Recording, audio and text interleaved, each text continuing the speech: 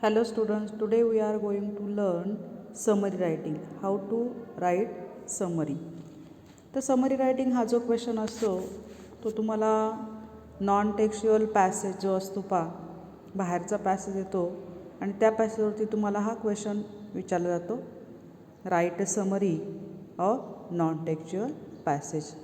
आता या ठिकाणी समरी रायटिंग म्हणजे काय, तर जो काही आपल्याला पॅसेज दिलेला असतो त्या पॅसेजचं आपल्याला 1/3 करायचं असतं, जे त्या पॅसेजचा आपल्याला सारांश त्या ठिकाणी लिहायचा असतो. तर सारांश लिहिताना या ठिकाणी तुम्ही काय काय केलं पाहिजे काही गाईडलाईन्स या ठिकाणी मी तुम्हाला सांगते.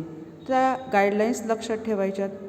जेव्हा तुम्ही या ठिकाणी समरी रायटिंग लिहिणार आहात तर फर्स्ट स्टेप किंवा फर्स्ट गाईडलाईन काय आहे तुमच्यासाठी. या ठिकाणी काही इन्स्ट्रक्शन्स दिलेले आहेत. इन्स्ट्रक्शन्स फॉर स्टुडंट्स, तुमच्यासाठी काही इन्स्ट्रक्शन दिलेले आहेत त्या बघा काय दिलेल्या आहेत. फर्स्ट इन्स्ट्रक्शन आहे, while reading the given passage underline the important points. म्हणजे जो दिलेला पॅसेज आहे, पॅरेग्राफ आहे, तो तुम्ही रीड करायचा आहे. Read silently and then while reading the given passage underline the important points. म्हणजे या ठिकाणी जेव्हा तुम्ही रीड करतानाच काय करायचं आहे, तो पॅसेज वाचत असतानाच इम्पॉर्टंट पॉईंट जे आहेत त्याला अंडरलाईन करायचे. सेकंड त्या ठिकाणी पॉईंट दिलेला आहे, collect and put the underline points together. Next step काय आहे, जे तुम्ही अंडरलाईन केलेले पॉईंट्स आहेत ते पॉईंट्स सगळे एकत्र करायचे आहेत. त्यानंतर नेक्स्ट पॉईंट, आता एकत्र पॉईंट्स करायचे म्हणजे या ठिकाणी अंडरलाईन केलेले जे पॉईंट्स आहेत त्या ठिकाणी ते तुम्ही तुमच्या शब्दांमध्ये त्या ठिकाणी ते पॉईंट्स टाकण्याचा प्रयत्न करायचा आहे किंवा तुमच्या वाक्यांमध्ये स्वतःची वाक्य त्या ठिकाणी लिहायची आहेत. नेक्स्ट पॉईंट आहे, use proper words, phrases, idioms to join those sentences together. म्हणजे जो पॅसेज दिला असेल तर त्या पॅसेजमध्ये दिलेली वाक्य जशीच्या तशी घ्यायची नाही आहेत. तर या ठिकाणी जी थीम आहे किंवा जी सेंट्रल आयडिया दिलेली आहे त्या पॅसेजची, तुम्ही वाचल्यानंतर लक्षात येते की सेंट्रल आयडिया काय आहे, थीम काय आहे. त्या थीमला धरून त्या ठिकाणी तुम्ही काय करायची, तुमच्या शब्दामध्ये त्या ठिकाणी ती समरी लिहायची आणि त्याच्यामध्ये प्रॉपर वर्ड्स आणि फ्रेजेस, एडियम्स यूज करायचे आहेत आणि सेंटेन्स जे आहे ती काय करायची आहेत, फ्रेजने त्या ठिकाणी जॉईन करायचे आहेत. To join those sentences together. जे काही तुम्ही अंडरलाईन केलेला भाग आहे तो त्या ठिकाणी फ्रेजने किंवा एडियम्स असतील किंवा या ठिकाणी क्लॉजेस असतील ते सुद्धा त्या ठिकाणी यूज करायचे आहेत. नेक्स्ट डी आकडा काय दिले, avoid unnecessary part or points. आता अननेसेसरी भाग म्हणजे कुठला, या ठिकाणी काही लाईन्स ह्या रिपीट केलेल्या असतात तर ते रिपीटेशन काय करायचं आहे, अवॉइड करायचं आहे. किंवा कधी कधी काय होतं, या ठिकाणी एक्झाम्पल्स दिलेली असतात तर ती एक्झाम्पल्ससुद्धा अवॉइड करायचे आहेत. काही दाखले दिलेले असतात, काही दाखले नमुने दिलेले असतात की पाठीमागं असं झालं, ह्या राजाने असं केलं, तर ते जे दाखले किंवा एक्झाम्पल्स दिलेले असतात ते अवॉइड करायचे, ते समरीमध्ये लिहायचे नाहीत. नेक्स्ट पॉईंट आहे, put all the points in logical order. म्हणजे सिक्वेन्सनुसार त्या ठिकाणी तुम्ही जे पॉईंट्स कलेक्ट केले आहे ते सिक्वेन्स त्याचा लावायचा आहे. नाहीतर जी घटना सुरुवातीला तुम्हाला ती सांगायची असेल ती शेवटी सांगून चालणार नाही. तर सिक्वेन्स त्या ठिकाणी त्या जी थीम असेल त्या थीमला धरून सिक्वेन्सनुसार तुम्ही ती वाक्य लिहायची आहेत. नेक्स्ट पॉईंट दिला आहे, थिंक अबाउट सुटेबल टायटल. आणि या ठिकाणी तुम्ही सुटेबल टायटल म्हणजे त्या पॅसेज जो असेल तो पॅसेज रीड केलं तुम्हाला त्याची सेंट्रल आयडिया लक्षात येते आणि त्यानुसार ते सुटेबल टायटल तुम्ही द्यायचं आहे.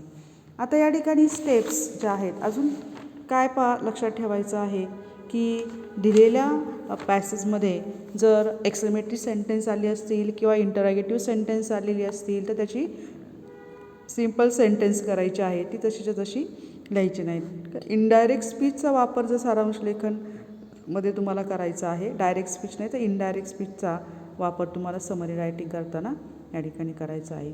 आणि अजून एक महत्त्वाची सूचना आहे की समरी रायटिंग फक्त एकाच पॅरेग्राफमध्ये लिहायची आहे, त्याचे 2 पॅरेग्राफ करायचे नाही तर एकाच पॅरेग्राफमध्ये समरी रायटिंग करायचे आहेत. ह्या सगळ्या गोष्टी तुम्ही लक्षात ठेवायच्या आहेत. आता त्याच्यामध्ये काही स्टेप, मग तुम्हाला पॅसेज दिला तर तुम्ही काय करणार आहात, तर रीड द पॅसेज किंवा रीड द टेक्स्ट. त्या ठिकाणी जो पॅसेज दिला असेल तो काळजीपूर्वक वाचा, रीड द पॅसेज केअरफुली.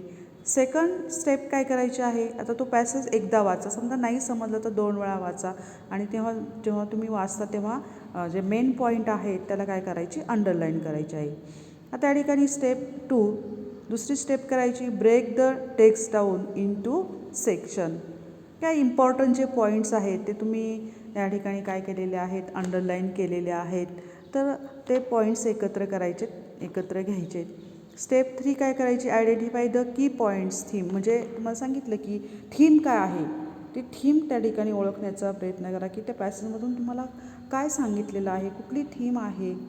आणि नंतर त्या ठिकाणी काय, write the theme in your on words sentences, आणि जी काही थीम दिलेली आहे ती सगळे पॉईंट तुम्ही जे कलेक्ट केलेले आहे त्याच्या आधारे ती थीम तुमच्या स्वतःच्या शब्दामध्ये किंवा सेंटेन्समध्ये ती लिहायची आहे.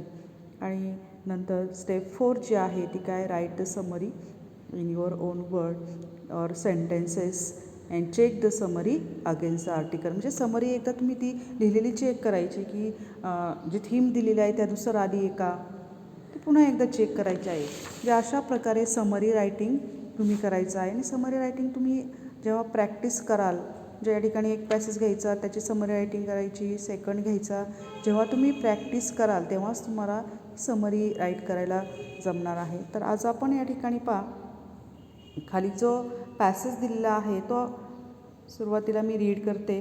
तो काय पॅसेज दिलेला आहे read the given informative passage and summarise it, give suitable title to it.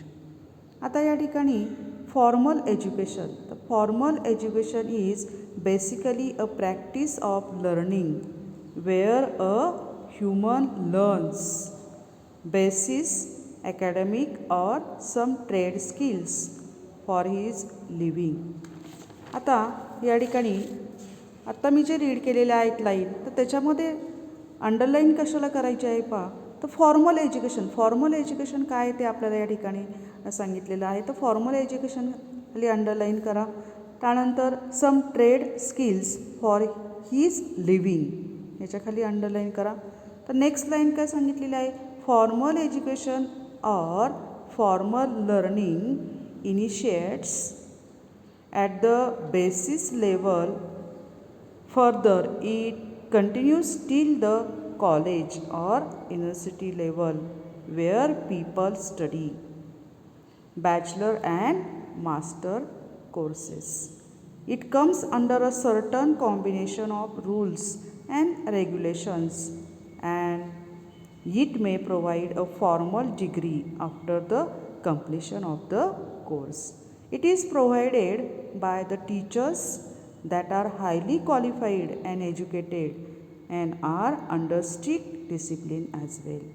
आता या ठिकाणी आपल्याला काय दिले पूर्ण ह्या पॅराग्राफमध्ये काय दिलेलं आहे की फॉर्मल एज्युकेशनची माहिती दिलेली. How we get the formal education, आपण फॉर्मल एज्युकेशन कसं घेतो, ते घेतल्यानंतर आपल्याला काय मिळतं किंवा जे टीचर्स असतात ते कशा असतात, हायली क्वालिफाईड. म्हणजे ही सगळी इन्फॉर्मेशन आपल्याला या पॅराग्राफमधून मिळते तर सुरुवातीला मी सांगितलं की फॉर्मल एज्युकेशन खाली अंडरलाईन केली, त्याच्यानंतर some trade skills for his living याच्याखाली अंडरलाईन केली, नंतर बेसिक लेवल ह्या वर्ड खाली अंडरलाईन करा. तर combination of rules and regulation हे सुद्धा महत्त्वाचे पॉईंट आहेत.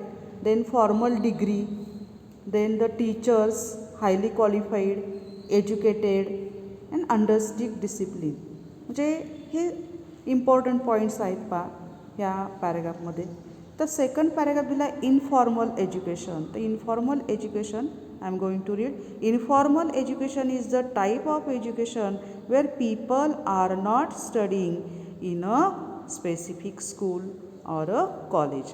म्हणजे हे फॉर्मलच्या अपोजिट एज्युकेशन आहे it is not necessary for school and college. म्हणजे स्कूल आणि कॉलेजला जाण्याची गरज नसते. हे झालं इनफॉर्मल एज्युकेशन. नेक्स्ट काय दिलेलं आहे आता आपण इन्फॉर्मल एज्युकेशन खाली अंडरलाईन करणार आहोत आणि specific school or a college याच्या खाली अंडरलाईन करणार आहोत. देन नेक्स्ट लाईन लिही, they do not use any specific learning method or technique. कुठली मेथड किंवा टेक्निक यूज करत नाही या इनफॉर्मल एज्युकेशनमध्ये. When a father teaches his son how to ride a bicycle or a mother teaches her daughter how to cook food, then this learning falls under the category of informal education. A person can get informal education by reading some books from any library or any educational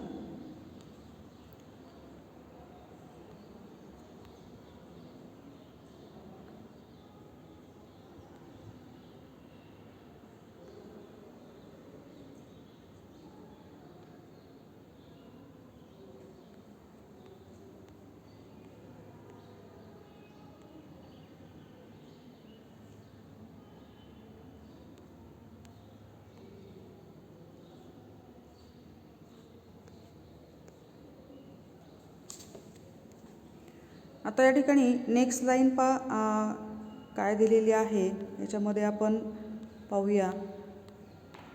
slide थोडीशी हे झालेली आहे.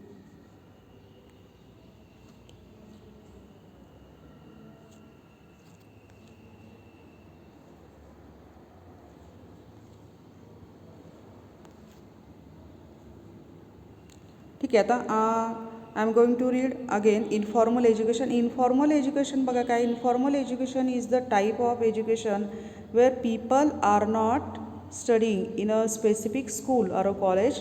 They do not use any specific learning method or technique. When a father teaches his son how to ride a bicycle or a mother teaches her daughter how to cook food, then this learning falls under the category of informal education. त्याच्यामध्ये informal education खाली underline करायची. Specific school or colleges, method, techniques, नंतर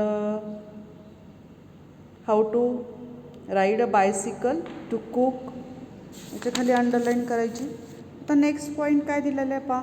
अ person can get informal education by reading some books from any library or any educational website on the internet. However, unlike the formal education, informal education has no particular syllabus or any specific time period for learning.